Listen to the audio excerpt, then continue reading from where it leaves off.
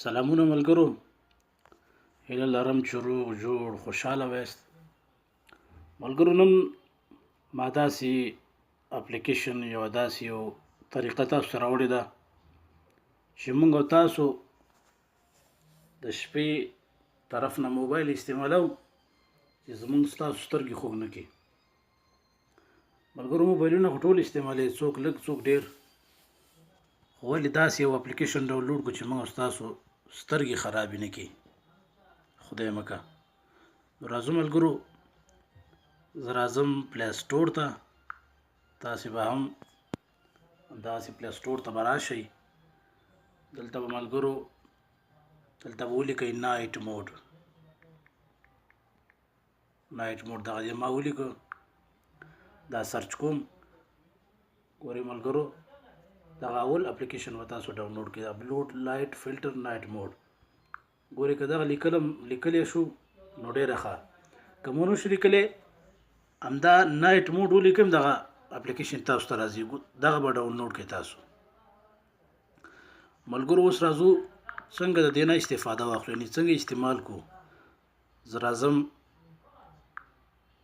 دغه اپلیکیشن خلاصوم. ګورئ ملګرو، داسې یو واټ از د بلو لایټ دا تاسو ته راځي، کوم رنګ هم دغه ځای کې خوښ وي. ګورئ خو زه شاته ځم، دا سکیپ کوم. ګورئ دا غونډې طریقې دي، پکې دا هم سکیپ کوم، شاته ځم. ملګرو دغه به تاسې ووهئ، دلته یو سیټینګ کې تاسو ته څه راغله نو دغه به تاسې دغسې آن کړئ. راځو وروسته راځو بیا په دغه بټن شکل دغې باندې کلیک کوو. ملګرو ګورئ تاسو ملګرو، ما دا اوس آن کړي. ګوره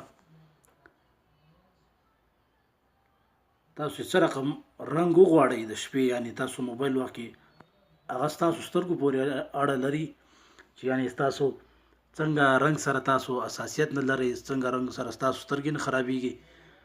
نو دغسې ملګرو تاسو به کوشش وکړئ دغه خپل رنګ ځان ته پخپله جوړ کړئ. یعنې ګورئ دغه یو څه رنګ زه داسې دغه کومه، ګورئ سپین غواړي، دغسې زیړ، ګورئ دغه کرښه باندې لاندې سکرین ډیم باندې ګورئ ملګرو دغسې کېږي. ګورئ زما د موبایل رڼا دا ګورئ تاسو څنګه شوله، دغسې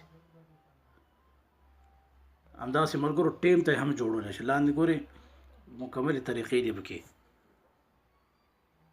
ګورئ دغه به تاسو آن کړئ، دغسې ستاسو د رڼا چې دا به تبدیلی شي په موبایل باندې. بیا تاسو خپله خوښه ده چې څه رقم رنګ ستاسو سترګو سره حساسیت نه لري همدغسې به وکړئ تاسو. ملګرو دا ځای دی زه اوس بېرته بندوم.